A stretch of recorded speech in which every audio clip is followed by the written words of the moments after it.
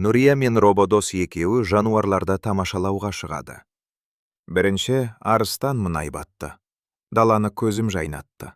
Екінші пілмін үлкен, мейірлі, достыққа толы көңілді.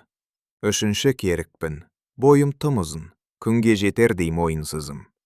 Төртінші зебрамын. Жолақ өзіме сән. Жүгірсем далам болады ән. Сосын сыйқырлы есік ашылып, олар төрт түлікті көруге барады.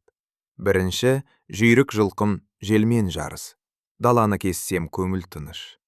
Екінші сиырым берер мол несібе. Берекет олар төрт өріге.